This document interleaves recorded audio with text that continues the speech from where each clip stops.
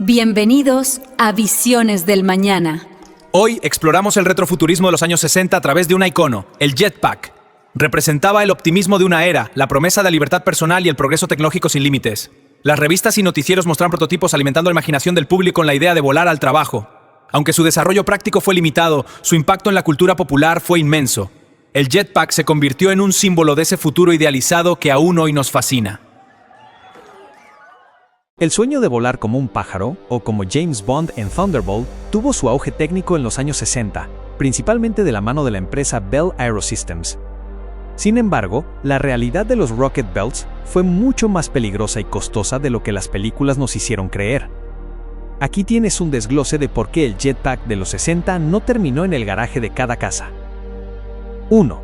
Riesgos operativos y de seguridad. Volar un jetpack en esa época era, esencialmente, sentarse sobre una bomba química controlada. Combustible altamente volátil. Utilizaban peróxido de hidrógeno casi puro. Al pasar por un catalizador de plata, se descomponía instantáneamente en vapor sobrecalentado a unos 740 grados C. Un error en el manejo o una fuga significaba quemaduras químicas y térmicas letales. Inestabilidad inherente. El centro de gravedad era crítico. El piloto debía equilibrar su cuerpo perfectamente. Un movimiento brusco podía causar un giro descontrolado, tumble, y a baja altura no había tiempo para desplegar un paracaídas. Margen de error cero. Al no tener alas ni sistema de planeo, si el motor fallaba, el piloto caía como una piedra.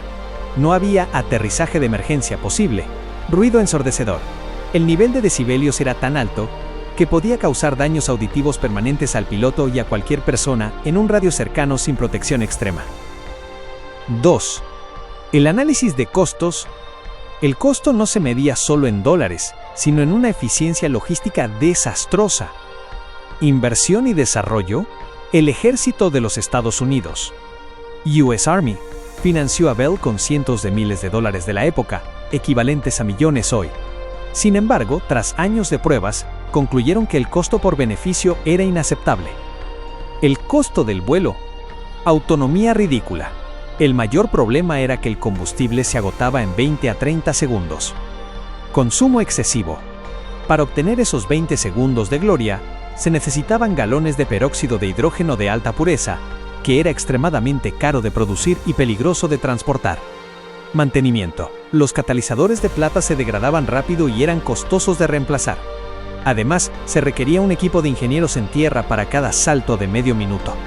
Como vimos en la introducción del jetpack, en mi punto de vista siento que era una tecnología muy verde. Hay que recordar que en 1960 algunos cohetes al lanzarlos estallaban. En ese entonces habíamos llevado un hombre al espacio, pero sin duda era una tecnología muy en pañales. Imagínense portarlo, imagínense el costo y también imagínense la seguridad que iba a tener. Sin duda estamos hablando de motores a reacción, lo cual provocan mucho calor. Entonces yo siento que teníamos que tener unos trajes muy especiales para que no nos quemara, para que no se provocara un incendio en la tela. Entonces yo siento que esta tecnología iba a ser muy cara, iba a ser un riesgo.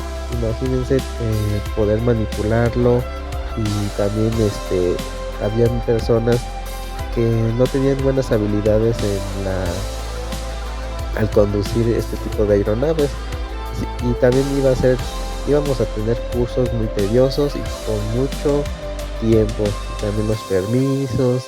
Sin duda esta tecnología iba a ser muy maravillosa, estaba muy adelantada a su época, pero solamente quedó ahí. Sí habían prototipos en algunas naves de guerra, pero como tal iba a ser un riesgo para la seguridad, en mi humilde opinión. Bienvenidos a Ecos del Futuro. Hoy, las pistolas de rayos láser de los años 60. En esta década, la ciencia ficción nos deslumbró con armas de energía. Eran los 60, la era de la carrera espacial y la fascinación tecnológica. Estas pistolas, a menudo estilizadas y futuristas, reflejaban ese optimismo. Iconos visuales que definieron el futuro imaginado de la época. Es fascinante mirar hacia atrás, porque en los años 60 el rayo de la muerte pasó de ser pura ciencia ficción de cómics a una realidad de laboratorio. Pero, siendo honestos y realistas, en los 60, una pistola láser era poco más que un mueble caro que no podía matar ni a una mosca. Aquí tienes el análisis de la cruda realidad tecnológica de esa década. 1. La tecnología, el nacimiento del fotón. En 1960, Theodore Maiman operó el primer láser de rubí. No era una elegante arma de mano, era un dispositivo de mesa lleno de cables. El corazón. Se usaba un cristal de rubí sintético rodeado por una lámpara de flash, como la de las cámaras antiguas. El problema del tamaño. Para generar un rayo con potencia suficiente para quemar algo a distancia, necesitabas una fuente de energía masiva. Las pistolas de los 60 habrían necesitado una mochila de baterías de 50 kilogramos para disparar una sola vez. Eficiencia. Eran terriblemente ineficientes. Casi toda la energía se perdía en forma de calor.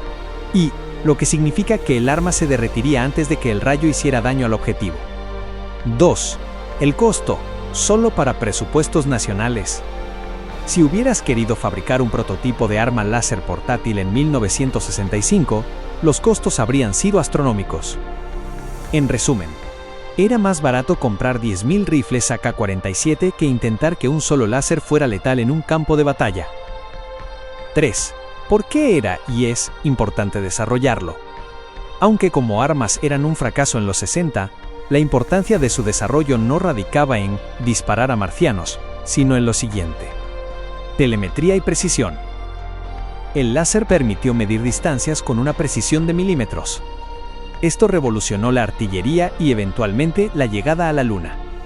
Cirugía. Casi de inmediato se descubrió que ese rayo podía soldar retinas desprendidas. Comunicaciones. Se sentaron las bases para la fibra óptica. Sin la inversión militar en láseres de los 60, hoy no tendrías internet de alta velocidad. Guerra Fría. El desarrollo era vital por la disuasión. Si el enemigo creía que podías derribar sus misiles nucleares con luz, el sueño de la iniciativa de defensa estratégica, la balanza de poder cambiaba. Dato curioso, en 1964, la película de James Bond Goldfinger mostró un láser cortando metal. En la vida real, ese láser era un efecto especial.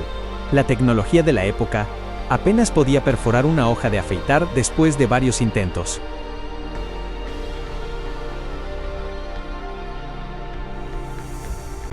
Bienvenidos a Visiones del Mañana.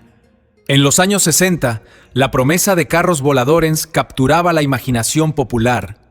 Revistas y películas mostraban un futuro utópico con vehículos personales surcando los cielos. Esta visión reflejaba el gran optimismo de la era en el progreso tecnológico ilimitado. Pero, ¿por qué esta fantasía tan vívida entonces no se ha convertido en nuestra realidad cotidiana? Los años 60.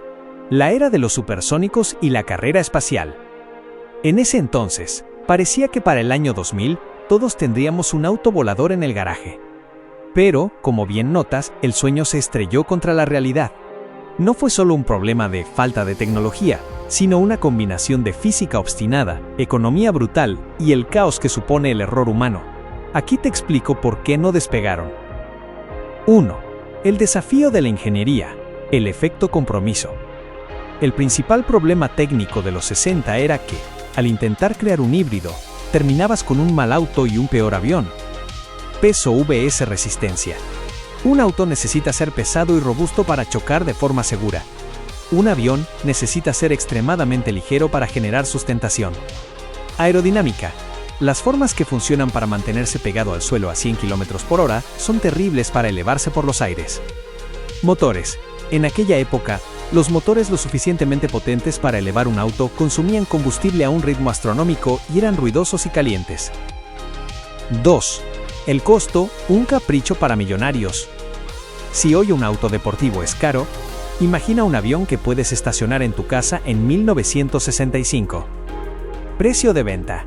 Proyectos como el Taylor Aerocar, uno de los pocos que funcionó, tenían precios proyectados que hoy equivaldrían a cientos de miles de dólares.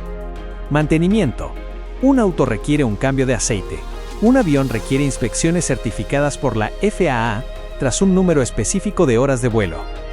El costo operativo era prohibitivo para la clase media.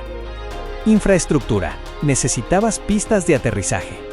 Aunque la idea era despegar desde la calle, las leyes de tránsito y la falta de pistas urbanas lo hacían poco práctico. 3. Riesgos y seguridad. El caos en el cielo. Aquí es donde la idea se vuelve realmente peligrosa. Si un motor falla en la carretera, te detienes en el acotamiento. Si falla a 300 metros de altura sobre una zona residencial, tienes una tragedia. Factor humano. Si ya es difícil que la gente use las direccionales en 2 dimensiones, imagina el tráfico en 3 dimensiones. El riesgo de colisiones aéreas sobre ciudades era un dolor de cabeza logístico. Clima. Un conductor promedio no sabe lidiar con vientos cruzados, cizalladura o formación de hielo en las alas, factores que en los 60 eran fatales para aeronaves pequeñas. La regulación. La Administración de Aviación exigía licencias de piloto, que son mucho más difíciles y costosas de obtener que una de conducir. Bienvenidos a Ecos del Futuro. Hoy exploramos el retrofuturismo de los robots de hojalata de los años 60. Estas figuras, con sus diseños de cromo, antenas y luces, representaban una visión optimista y la era espacial. Eran la promesa de un futuro automatizado, encapsulada en un juguete mecánico y lleno de encanto. Un recuerdo fascinante de cómo imaginamos lo que vendría después.